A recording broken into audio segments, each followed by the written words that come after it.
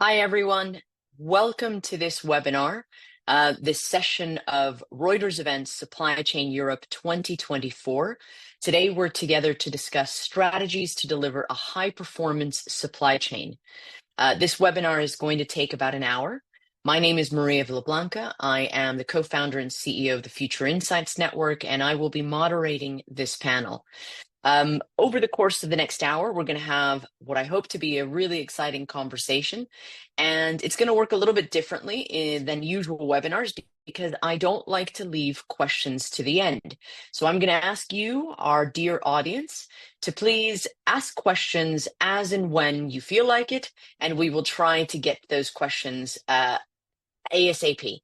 Once again, I'm Maria Villablanca, and I would like to now take this opportunity to introduce our panelists who will say a little bit about themselves, and then we will kick off with some interesting questions. And then also we've got some polls that we will ask you to participate in so that we can make this a very truly interactive session. Let's start with Corina. If you can tell us a little bit about yourself and then and why you're here. Hi, everyone, and thank you so much, Maria. I hope you can hear me well. My name is Corina Gioranu, and I am the head of procurement for Personal Care Business Group at Unilever. Very excited to be here together with you, Maria, and with my fellow panelists. Why am I here? Because I'm really, really passionate about high-performing supply chains. I think the best way to explain this is the following. A high-performing supply chain, in my opinion, is a supply chain which is consumer or customer-centric, being really strategic on how to best satisfy the consumer needs, while leading in full partnerships from shelves to farm, really an end-to-end approach on doing business. So maybe we will go into more details a little bit later. Thank you. We will. Thank you, Corina. Johanna, do you want to go next? Sure, I can do that. I'm Johanna Heinz. I am part of the Maersk Group and look after global customer solutions. I'm really excited to be here today with my fellow panelists because a supply chain that can deliver, that is resilient and can actually meet customer outcomes, that is what we do for a business. And to me, really, the kind of differentiating point is really that you can keep your promise, that you can deliver what you actually promise to either your consumers or your customers, and in a way that you deliver it when you promised it and how you promised it, and that this outcome actually meets your end consumers' demands and that they will come back for more. That really, in the end, is the proof in the pudding on what a high-performing supply chain needs to deliver. So I'm looking forward to the conversation and going more into this. Thank you. Thank you. Alejandro? Thank you, Maria. My name is Alejandro Toro. I am part of Kraft Heinz team since about 2 years ago, and I am based in Amsterdam. And in my view, Maria, a high supply chain performance is characterized for the ability to consistently deliver products, services in an efficient way, cost-effective and consumer-centric. And the more important here is how can we integrate those processes and technologies and people across all end-to-end supply organization. Perfect, thank you. And last but not least, Danish. Thank you, Maria, and hi, everyone. My name is Dénes Bozsó. I'm Hungarian. I'm based in Budapest. And I have been working in the industry in the last 15 years. In the last 8 years, I have been part of the Nokia team. And then very recently, I started leading the order fulfillment planning organization for Europe and North America. And I'm also part-time teaching logistics management in an online business school. And why I'm here is because, like the audience, I also myself want to learn from my fellow panel speakers about what they think a best, efficient supply chain looks like. And I want to take any learnings I have with me and then implement in my daily work. So that's why I'm here. Thank you very much, everyone. Okay, so let's get started. We're going to kick things off. And again, to the audience, this is live. There's no filter. Just ask us questions. We are going to answer them as best as we possibly can, as and when they come in. Now, what was interesting hearing all of you talk about your definition of a high-performing supply chain is that there's nothing there that I would consider rocket science. There's nothing there that we would say, whoa, I didn't understand that. No, it seems pretty easy, but saying it and actually doing it is very different, isn't it? And Karina, when we started, you gave us some ideas of, you kicked us off by talking about this, but I want to go into more detail. If maybe each of you guys can share your perspective on what you think defines a high-performing supply chain and the key differentiators that set them apart. Karina, let's start with you. Yes, so thank you, Maria. So I would start by saying the first important thing is to have the right structure because we always talk about supply chain and the strategy of supply chain, but we need to also have the right governance and structure. So as an example, for us in Unilever, we are very well structured in our business operations team to support the business growth. And we are geared up for a fully digitized supply chain. We have the business groups structure, which I am part of. We have the customer experience team with the data intelligence, focus.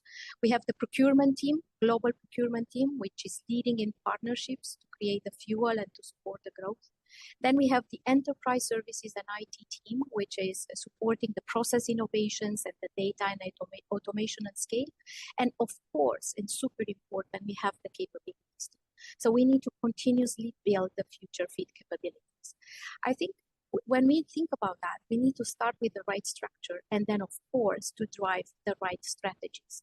So in my opinion, to be able to be a high-performing supply chain, you need to be fully linked to the business strategies and deliver against those by making sure that everybody is really end-to-end linked within the organization as well as externally, both with our customers as well as our suppliers. This is why I was talking about from shelves to farms, a real end-to-end partnership and connectivity. Do we have gaps in the systems? I'm sure every company does, right? Is there a perfection? No, we are all striving for the best, right? And I think what is super important is to ensure that by the right collaboration, as I said, from shelves to farms, we are able to minimize disruption and support the company's growth. Yeah, fuel for growth by driving the margin agenda, but also real growth, sales increase and innovation. Danish, I'm going to go over to you. Thanks for that, Karina. Yeah, I mean, for me to become, an efficient supply chain, it starts with the people because you have to have the right competent people who know what the supply chain is about. They know that, for example, if you talk about supply chain, obviously, it's not just a single team. So a supply chain consists of procurement team, logistics team, packaging team, fulfillment team, production planning team, you name it. And these need to work in harmony to achieve, an overarching goal, which is to become as efficient as possible and successful. So I think what is important for me in establishing such an organization is to break down the silos, because logistics team cannot be successful without working closely with the production planning team or other fulfillment planning team. So I think it's many times I have seen in the past that one team is trying to maximize, for example, that saving contribution to the business, but at the end, that saving contribution, meaning lower quality packaging, for example, will impact the deliveries, raising customer complaints, for example. So everybody needs to understand they cannot be successful alone, and they have to work together as a whole team without any silos. So that's a really important point. I want to hold on to that because Karina, you're right. Having this structure is fundamental as a building block to begin the process of creating that high performance team. But too many times I have seen, and I'm sure you all have seen too, where just like Danish was just saying, you see one team performing really, really highly, very well, but the decisions they make have a knock-on effect to other departments, which then creates bottlenecks, creates extra costs. And again, to the point that you made, Karina, it's about also revenue. It's about making sure that you're hitting on the business's goals. Johanna, what's your take on this? Yeah, I think I think we're missing one important piece, because until COVID, we all were thinking about these different parts and so on, and then suddenly everything stopped. Yeah. And then suddenly it started only in one place in the world. And then we came out of it, and now we have these other disruptions. So I think, to me, most fundamental new measurement of a really high-performing supply chain is how quickly can you react? How quickly can you react to such a shock? How quickly can you become normal again in an exceptional situation? How much more cost do you have to actually work around this compared to your peers? And the ones who will stand out is the ones who are faster to come back, and the ones who have to spend less money to actually do so. And to me, I think that has become a lot more the litmus test, so to speak. Yeah. If you are a high-performing supply chain, then yes, the structure is fundamental. Yes, to work and collaborate is even more important now. But for what? And that for what has become a lot more in the last few years, to actually keep things going and keep your commitments going under the circumstances being highly volatile.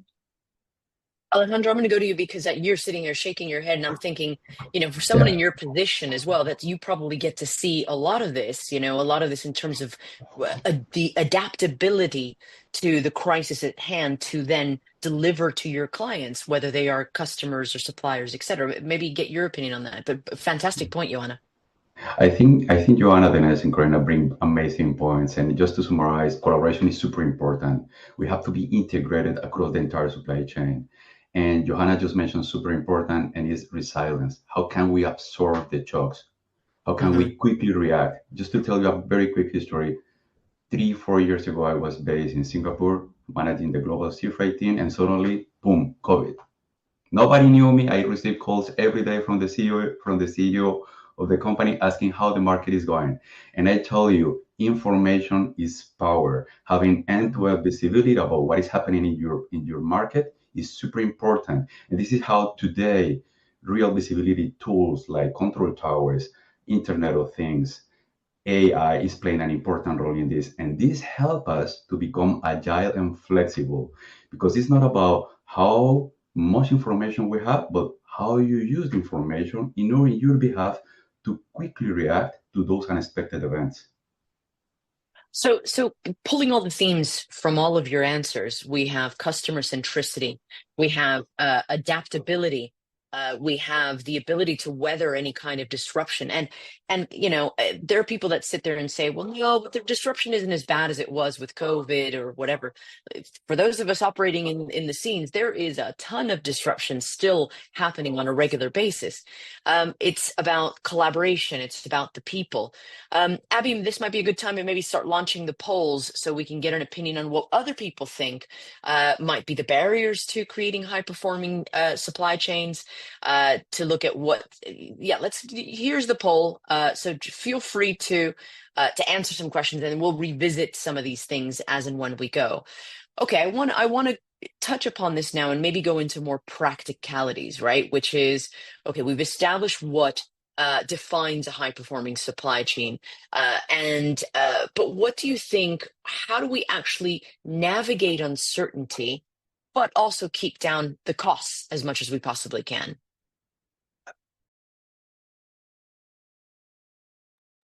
Who wants to take this? I can go, no worries. So, I think what COVID showed us, or helped us to achieve a point in our processes and agility where we are able to adapt quicker than before. Because, for example, before COVID, it may have taken us for maybe half a year to bring up a new manufacturing site in a brand new location. And now, due to the COVID situation, lockdowns, whatnot, this process had to be, brought down to a level where, it happens much quicker. And if it can happen much quicker, then it means probably it's more efficient too. And therefore your cost level is coming down, because I'm sure you have read about stories, and I have experienced myself about projects that are going over budget and over cost. So therefore, if you are able to implement something new due to disruption faster, then it's gonna probably save you cost as well. on the end and the customer side. So that's my take on the question. Yeah. That's a good one. That's a very good one. Corina? Yes, so just building on what was discussed so far, if we just step back a little bit and if we look at the different companies, how did they perform after COVID, right? Because we always talk about COVID, but let's have a look at how different companies performed after COVID. And I'm talking mainly about the CPG companies. You can see that some of the companies really bounced back better than others with regards to both growth, so the revenue growth, but also the margin agenda, which means that, I do believe, and I truly believe that the supply chains play a massive role in how also the companies are performing. And this is because sometimes if you are agile enough, if you are proactive enough and you have the resilience, you are able to cover some of the potential costs which are popping up in one part of the operation with the right actions to minimize cost or to have additional savings in other parts of the operation so that you can continue to drive the margin up. And I think this really defines the high-performance supply chains. The ones who are able to cover all the leakage and to be proactive to find solutions, even though from time to time you are not prepared 100%, because let's face it, we can be super proactive, super resilient, and sometimes, maybe a strike or a disruption will take longer than you have expected. Therefore, of course, you might have impacts. However, how you really manage to bounce back with all the actions that you are taking end to end, it really defines how well performing you are in a supply chain. Ioana, I'll get to you in a second, but what you're discussing, Corina, is anti-fragility. Really, it's not the ability to be resilient; it's the ability to bounce back from anything that's coming and adapt to in such a way that you're not surviving, but you're actually thriving through any kind of any kind of disruption. Ioana. Yeah, maybe just to build a little bit further on that. I mean, what I've seen a lot of companies, including my own, double down on a lot is the whole digitalization in and after COVID, right? Because one is the data visibility, which Alejandro talked about, saying, yeah, my CEO called me all the time that what is going on in the market, you only create that through better connectivity of your different systems to create more visibility, but also in terms of keeping the cost at a lower level, that is easier to achieve if you have better digitized processes, right? And they can potentially also then withstand a little bit more shocks than what you have in the in your operation. To talk a little bit about Maersk as an example, we have looked a lot at our network in the aftermath of COVID and how that should look like, and invested massively on the digitization of the hubs where cargo gets moved from one place to the other to make sure we can better plan and foresee how long it will take and what it can withstand in terms of disruptions. So that's just kind of one example of where that comes to fruition, but I think in many other companies there's a lot more applications still on that particular part. That's a very valid point. I mean, we are not going, let's face it, we're not going to achieve true visibility or the kind of visibility that we need in order to be resilient or even anti-fragile and thrive in the face of disruption without the help of technology, which leads me very interestingly to a question that we've got from the audience. Thomas is asking us an interesting question here, which is technology solutions in the supply chain space are fragmented and variable in scope and quality. What do the panelists see as the most important or successful role of technology in the supply chains? Who wants to take this one? All right, Alejandro, go for it. I can take it. Well, today, every single company is talking about digitalization. And this is becoming bigger and bigger. And I can tell you guys that I will summarize this in 3 ways. Number 1, automated procurement processes. 2, cost optimization and risk management and compliance. And let me go back one by one. When we talk about procurement automated processes, we are talking about how can we integrate artificial intelligence and process automation in simple processes and tasks that we do every day in procurement, like purchase orders, repetitive invoices, contracting management, finding errors, that's going to be playing an important role. And I think every single company that is probably participating in this webinar is doing something.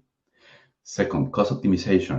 There are several opportunities to identify cost savings and opportunities, and artificial intelligence can help us doing that, can facilitate our job. Just to tell you something, guys, I may have more than 4,000 vendors just in CAPEX and multiply by 2 in the international transportation.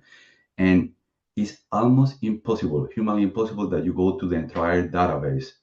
You really need to have an automated process to help you to extract the data and find somehow analytics to drive a consciously decision making. And the last I mentioned is risk mitigation. There are already systems and platforms in place to monitor supply risk and compliance, and this can help you to deliver that your company is becoming more efficient and sustainable as well. That makes a lot of sense. Danish, I'm going to ask you about this, about what you think the role of digitization is, and maybe help to answer that question as well about the fragmentation of so many different solutions out there.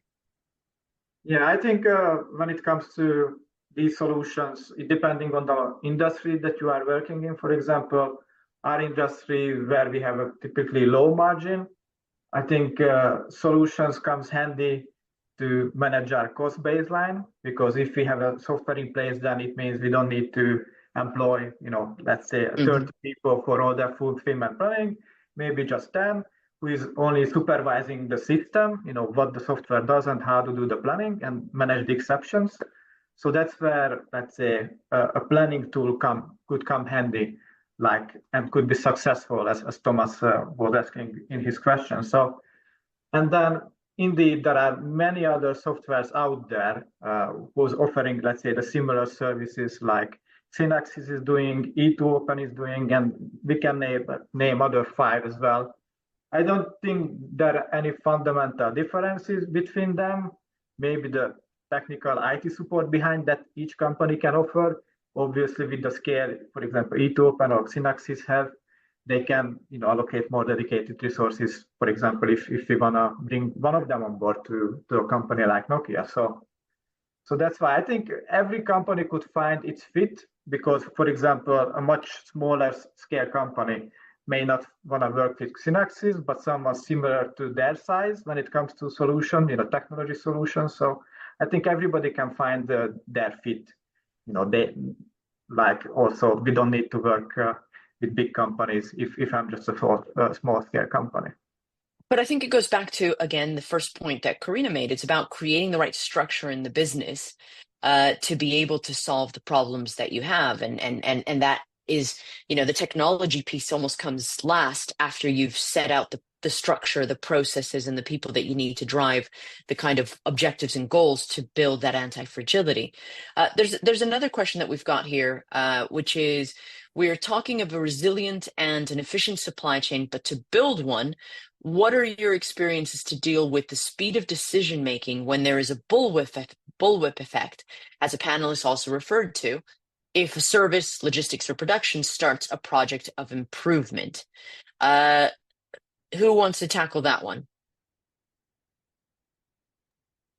Right, Karina. I can take it. Go for it, Maria.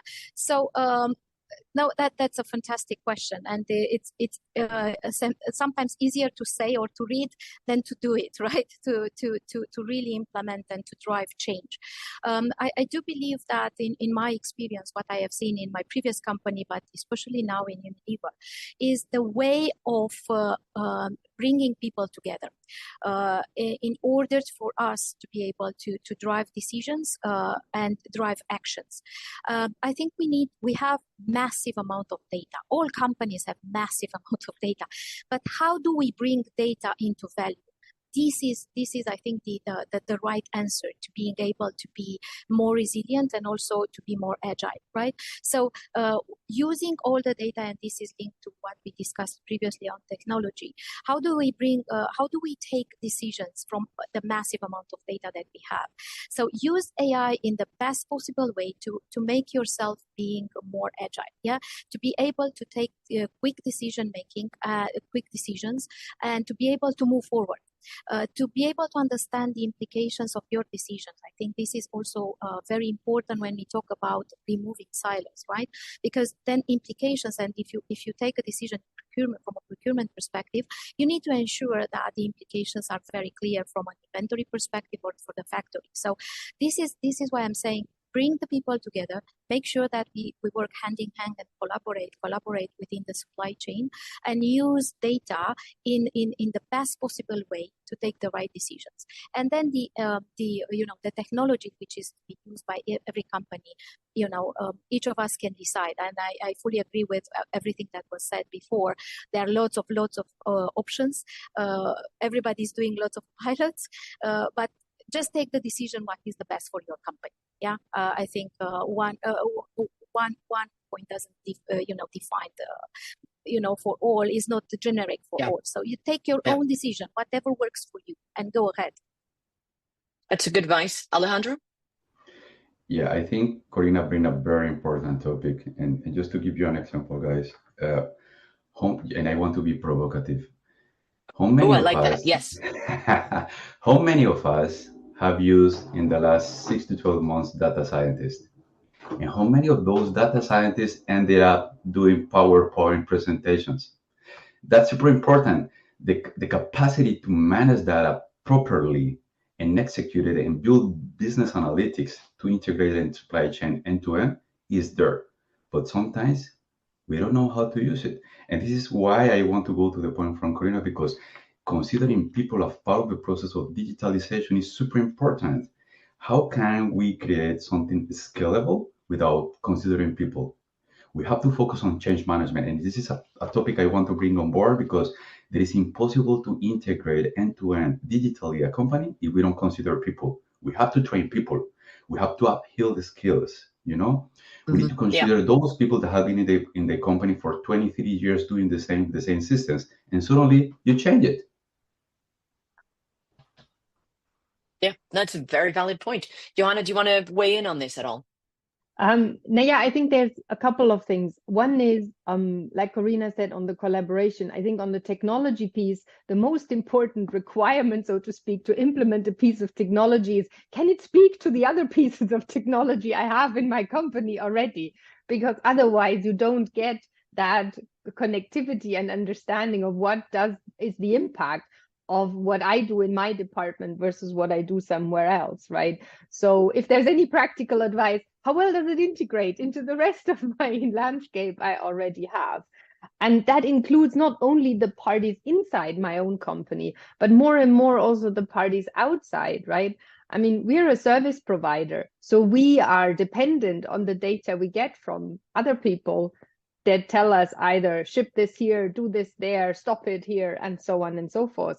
So on the digitalization and the technology, it's very, very important that it's easy to actually speak to each other technology-wise. And then the other part, which I thought was really interesting, what Alejandro mentioned, is we have so much data, right? But if we don't take into consideration what can people actually use it for and absorb, because the amount of time we have to make a decision gets shorter every day. So how quickly can we actually create insight out of that data? I think that's even more important. And from a technology implementation point of view, that for me would be the biggest focus, to actually make sure that I can actually translate data into insight as quickly as possible. To me, I think data is almost like it's a dirty word, right? We know we have to deal with it. We know it's important, but it's someone else's problem. It's the data scientist's problem, or it's someone in technology's problem. But I think you're 100% right, Johanna, when, the key to this anti-fragility and visibility and reacting or thriving in disruption is the more insights you get quicker, the more you're able to make these rapid decisions. And so the supply chains that will not just survive disruption, but actually thrive in disruption and really come ahead away from everyone else are going to be those people that are able to make those quick decisions. I want to answer another question that's come up here, which is really interesting because there are all types of companies in the audience. There are large scale companies, and the companies that you all represent are very large scale organizations. But this is an interesting question, which is, let's see. So large MNC companies recognize the strategic value of the supply chain to growth and profitability. However, this is not always the case with small to medium businesses. What are the panelists' thoughts on how to change their mindset? Now, this is a question I get asked a lot, and I speak about this a lot, which is supply chain seems to operate in the shadows, and if it isn't broken, don't fix it. It is a cost center, not an opportunity for growth. And funnily enough, Corina, I give as an example Unilever.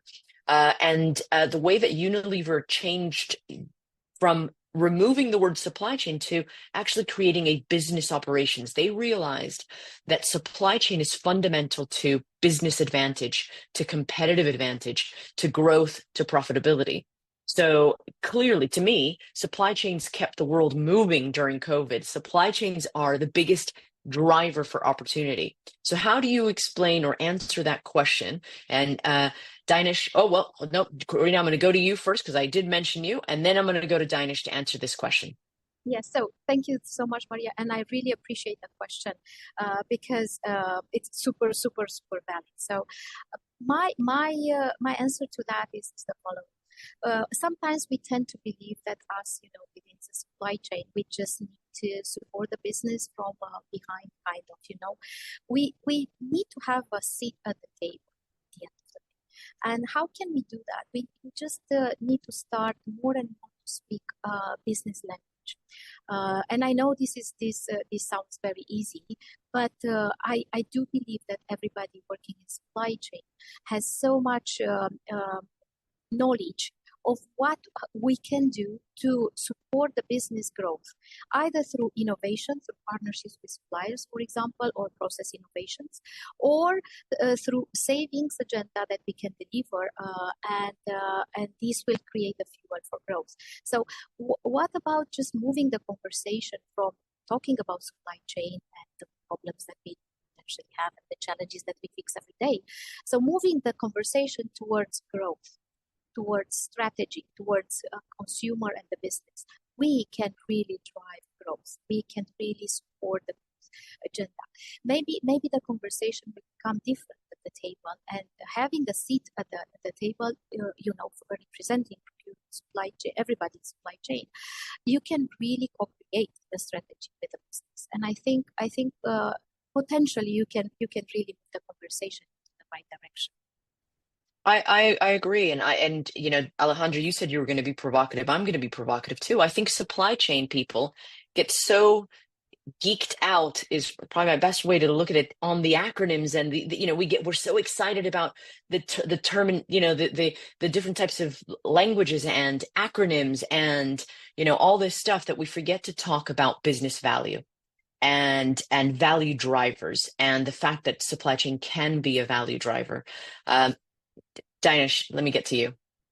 Yeah, so I think when it comes to small and medium-sized businesses, if you talk about especially small-sized businesses, the owner probably might not be a supply chain expert. I mean, he or she has a great idea, pursuing that idea, and then with the initial sales and whatnot, he can or she can get it to so far alone, for example.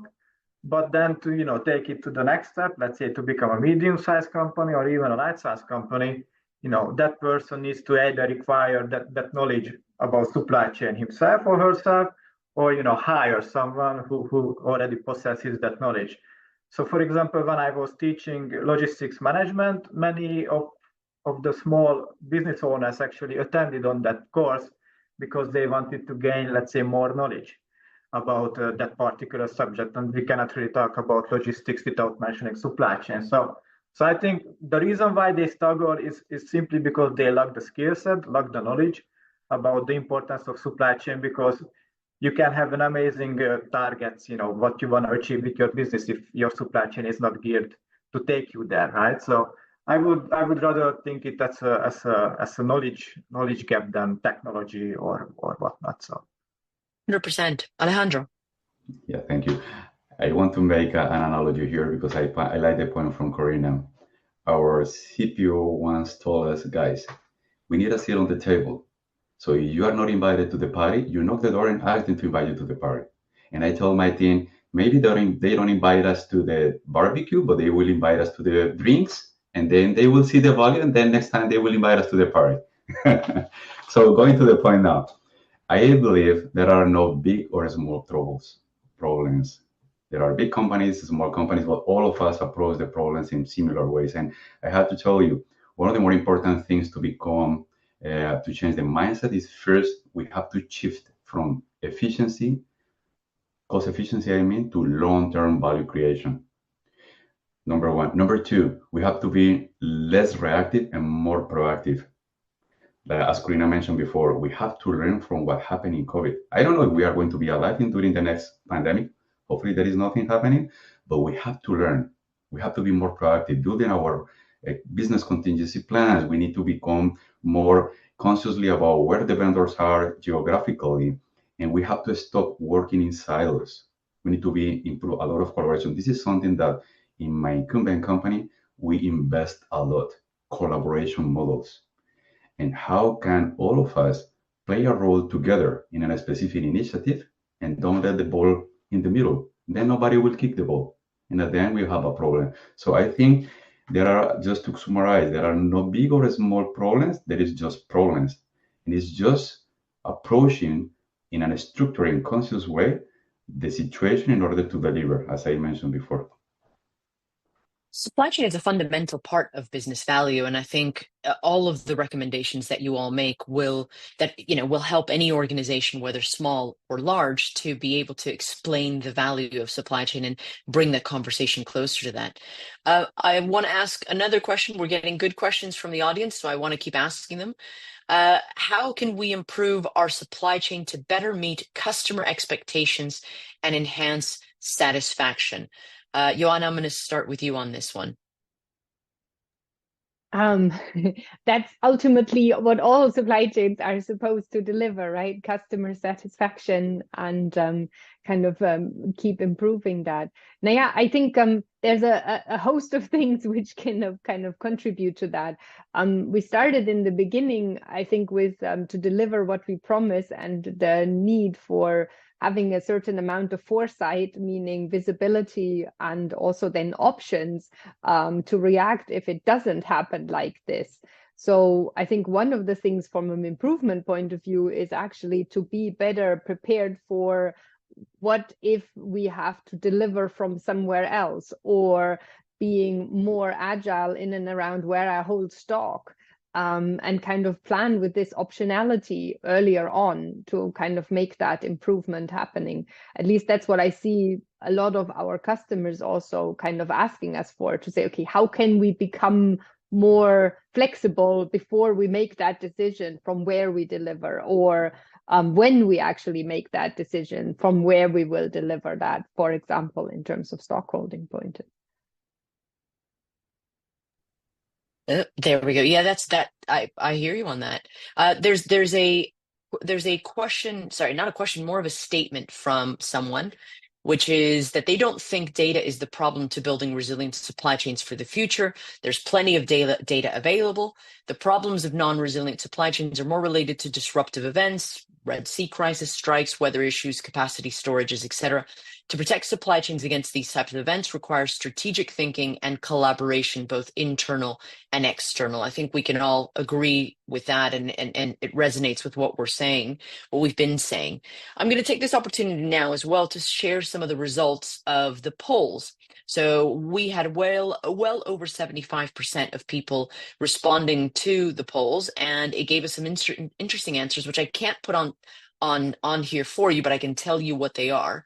The first question was, what do you see as the biggest barrier to becoming a high-performing supply chain?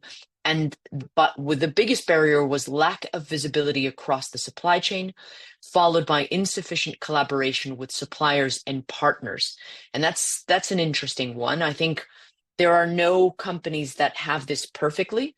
I think it is, and the panelists might disagree or agree with me on this, there is an opportunity here to improve on all these things. And every company that I know of is certainly striving to drive, like you were just saying, Alejandro, investing quite a lot on cross-functional collaboration, investing quite a lot on driving visibility. Anything you'd like to add for that first question? Anybody on this particular reaction to the first one? Yeah, I can. So I think data has always been available. You just needed to know whom to ask, about the data, and definitely be visible to make it easier. But if you know the person already today, then you have the visibility to access that data and then the implication that has on your work. But certainly technology will make it much easier. Yeah. Anybody else want to comment on that? I can go. I'm sorry, Corina. Yeah, building on Dinesh's point, Maria, as well. Data was always available. I fully agree. I think what is important right now is how to extract the value, as we discussed before, from data to be able to take decisions very quick. So imagine that maybe a few years ago, with all this data available, you needed probably 2 weeks to better understand when you are faced with a potential disruption in the global supply chains, what are the impacts, right? And how can you really move maybe the supply from one region to another?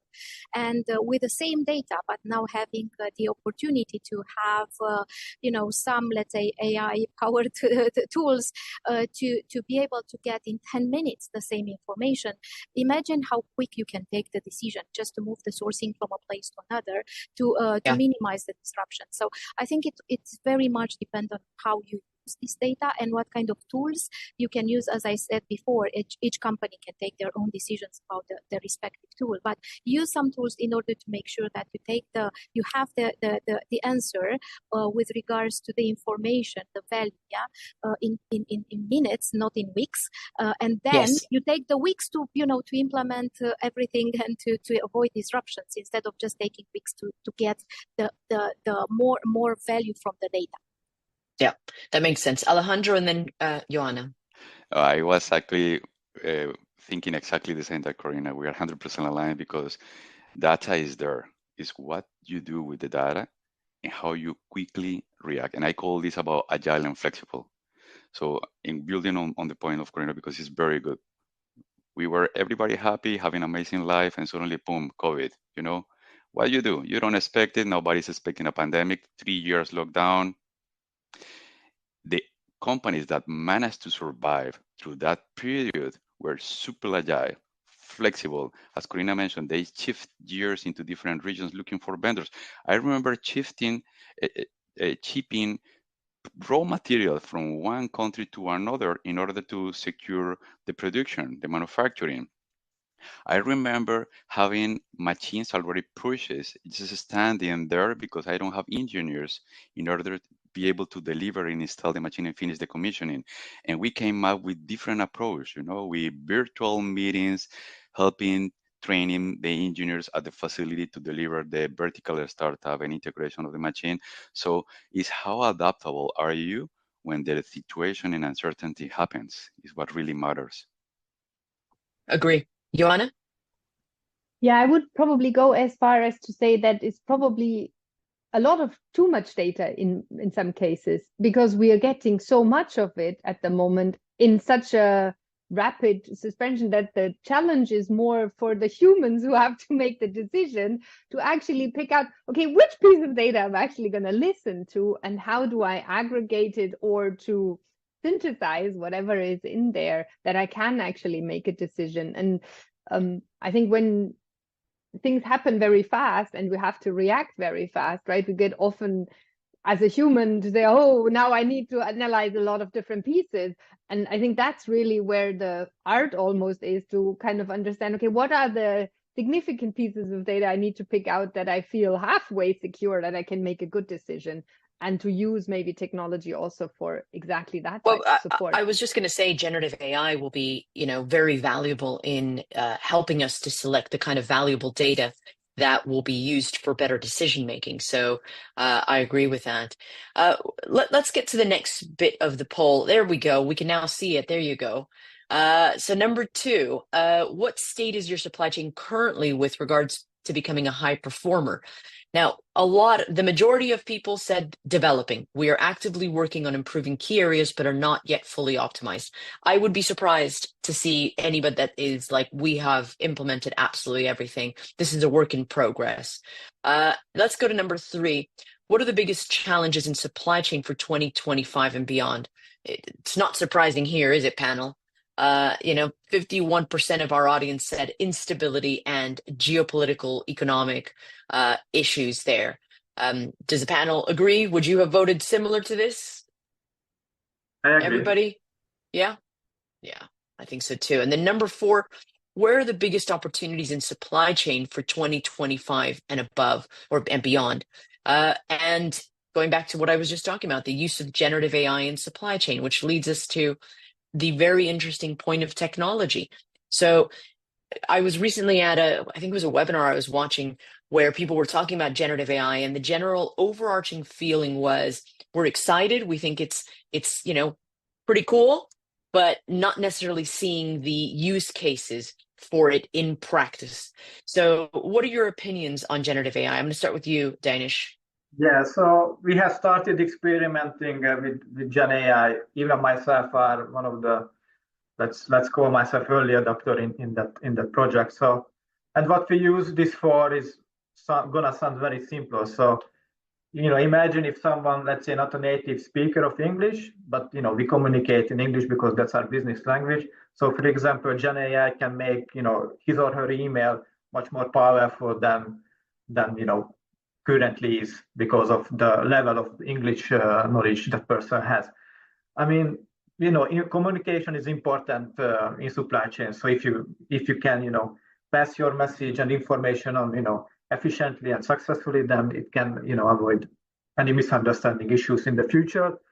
And then the other area where we use Gen AI is, analyzing huge pile of data, and then what recommendations the GPT makes, for example, based on that data.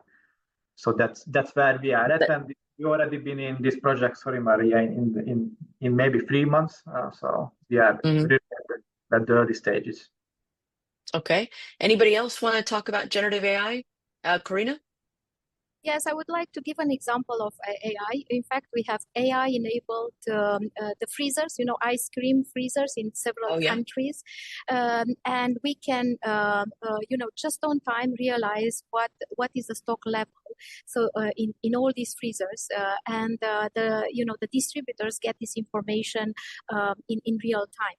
Therefore, they can really restock as soon as possible, and we have seen significant increase of sales, like an 8% in China, Turkey, up to even 30% in Denmark. So just bringing back the discussion to how we can really support the growth in the business with this kind of digital enabled platforms.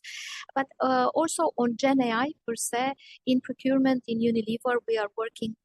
We have a massive strategy for digitalization, which we are following up on, and it is extremely exciting. It is extremely exciting because, as you mentioned, Maria, this is not only about, and Alejandro was mentioning as well, this is not only about the data scientists or the technology team. This is about everybody in the organization. We are checking adoption of the digital tools in Unilever procurement team, and we are helping our team members, everybody, to use buyer consoles and all the other tools that our teams are developing, up to the ChatGPT procurement, right? Because this is how we can become more efficient, and also we can have really access to all this information and market insights that we are talking about, in a click of a button. We don't need to read several, newspapers and anymore, right? And books and so on. So you can really use technology to be able to create the right sourcing strategy or to create the right actions for the future. So we are experimenting a lot in Unilever, and also specifically in my function in procurement under Willem's leadership. And it is super exciting. And I think it's up to each of us, leaders as well, to learn and to experiment ourselves, and not only ask our teams to do it. So we need to lead by example and to skill ourselves as well. That makes absolute sense. And I think a lot a lot of things we're using generative AI and we don't even know it because there's solutions that you're using that are powered by generative AI. So I think there are already use cases of that. I want to move on to a question from Victoria here because we haven't touched upon this topic, and I know we only have 10 minutes left, but I do want to get to talk about ESG. So with the landscape of ESG regulations becoming more complex, businesses face mounting challenges in maintaining compliance. How are you navigating through this entire process in supply chain? Alejandro, I'm going to go with you. Sure. There are different scopes in the net zero carbon emissions. And when I think about ESG, it's not only about carbon emission, but how you can manage your waste in order to optimize the efficiency of your supply chain. And I think going back to how can we implement this in the supply chain, I think it's super important we consider having the right analytic tools. There are several platforms that give you visibility about just to put an example, in logistics, how much of your carbon emissions in your supply chain for shipping are you having, and how far are you to deliver the net zero carbon emissions, and how you can contribute to your organization to deliver those targets. Or if you are talking about solar farming, should we go for PPAs or BPPAs? What is the right solution? I think we as supply chain leaders play an important role in ESG, but still, despite the efforts, I think there is a lot of things to do in order to accomplish these goals. But the good news is that I see every single company industry already committed to deliver the targets. And anybody else want to add to that? Because I agree. ESG is such a wide topic. It's such a big thing that it's about really changing almost the entire business mindset to be able to drive decision making based on hitting those targets. Joanna. Yeah, I think there's a lot of different activities kind of going into that, right? I mean, one is to be compliant, like Victoria asked in her question. And I think especially if you're going into the EU, a lot of legal requirements are coming. So I would recommend search partnerships who can help you to actually stay compliant and enhance that compliance. No need to build that everywhere yourself. I think there's a lot of expertise around in the market. But also the things you do yourself as a company, right? I mean, investments to immediately say, okay, I want to invest into a solar paneled warehouse, or I want to invest into EV trucks instead of the traditional ones. I think there's a lot of strategic decisions I think we as companies are required to make now to say, okay, are we serious about this or not? And I agree with Alejandro, a lot of companies have now science-based targets and they're following up on that.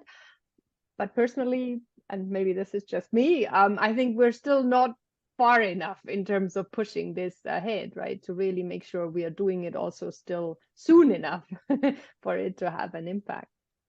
Well, compliance and regulations are going to be, one of the things that are going to push us. Danish. Yeah, I wanted to answer this question from a customer expectation point of view, right? Because whatever we do is, because of them. So we are in a project-driven business, and that's why we always struggle whether we should maintain, huge safety stocks or not, because sometimes we are faced with a deadline that is, just really, really tough to meet. So here is the ultimate question, whether we want to serve our customer and keep our business going. That's why, for example, then we fly stuff from across the world, or, we make the customers understand that it's also their interest if they think about, okay, maybe I can wait, 4 weeks longer, and then when we put it on an ocean, right? So I think we really need to start this dialogue, open dialogue with the customers that, think about what you really want, right? So, and then how it's impacting the whole ecosystem. So that's why I think sitting down the customers should definitely happen, and then make them, be on board. That 4 weeks delay is not really the end of the world. So. Well, I think it also goes back to a point that was made earlier, which is how every department is in this together. You have to collaborate because otherwise, initiatives for sustainability will be driven, say, for example, from the shipping team, but the planning team is doing something completely different. Everyone needs to be going in the same direction. Alejandro. I think the point from Dennis is very good, and I just want to bring this from another point of view. Most of the ESG solutions are more expensive. Let's talk about shipping. If you want to use green energies, and Johanna can explain it even better than me because she's an expert, that's going to cost us more on the fuel, and fuel is already very expensive. If you go for solar panels, most probably it's going to be expensive. It's going to pay off in 20, 30 years contract. So our responsibility of supply chain leaders is how to partner with the right companies to make this scalable. And if it's scalable, we can reduce prices down. That's all I wanted to say. Danish? Yeah, I don't think, being sustainable is expensive, to be honest, because just imagine today if you could ship everything, let's say, using the slowest transportation mode, which is probably going to be the less, emission. It comes with less emission, right? Sea freight, for example, or rail freight in Europe, or trucking, right? Where you consolidate as much as possible, and that's going to give you the lowest, transportation cost, for example. So you just have to really sit down with the customers to get the planning where to manage expectations. To manage expectations. Yeah. I hear you. Yeah. Now, unfortunately, we're reaching the end of this webinar, and so we've got 5 minutes. And in those 5 minutes, 4 minutes, I'm not going to put you under too much pressure, but I'm going to ask each of you as we wrap up to give us that one actionable piece of advice that you would give to companies to look to future-proof their supply chain. So what should they prioritize to build resilience, embrace digitalization, and stay competitive in the years to come? So in other words, I want you to solve supply chain's problems in less than 30 seconds is basically what I'm asking. Shall we start with you, Johanna? Okay, and then I have to go first. I think in the end, one is supply chain management is a team sport. So it comes down to finding good partners internally and externally and collaborate the hell out of them. Use technology as much as you possibly can to facilitate both that and also the decision making so that you can perceive what is happening in your external environment as real time as you possibly can. And stay agile in it, because a new curveball is thrown at you every day, and that's just part of life in supply chain. I guess that's the 3 things I would say. Thank you. Corina? I would just build on Johanna's point by adding the following. Embrace a learning mindset in everything we do. No matter where you are in the organization, which level, you don't know everything. So make sure that you embrace this learning mindset. And always think about maintaining a competitive edge. Be better than yesterday, and always invest into the future, either from a tech perspective, people capability perspective. Be future fit in everything you do, because there are lots of other actions and let's say recommendations. But I would say that if you are open to challenges and challenge yourself, then you can really win. Perfect. Let's see. Danish? I think what you can do is really invest in your people, because in every company, your most important asset, the colleagues that work there.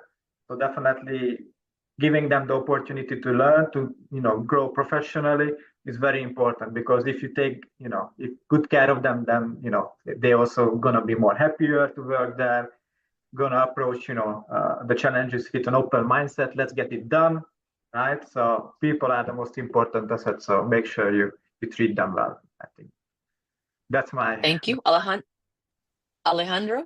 Yeah, I think people is super important, and I will recommend also to ensure that change management is part of the DNA of your company. World is changing. We are not the same after COVID. That's clear. Hopefully, there is not another situation. Yesterday was ILA USMX issue in US. Mm-hmm. Tomorrow, maybe, I don't know, China, Taiwan. How fast, how adaptable is your people, your organization to be resilient? Yeah. And on top of that, I will add invest on real-time visibility tools. I mean, AI to get more control of analytics, control towers to get visibility where your containers are in any minute. So if something happening, hopefully the situation in US get better, but if something happening in East Coast, sorry, how you are going to manage this, where your container is. You have to have this information in hand in order to take conscious decisions.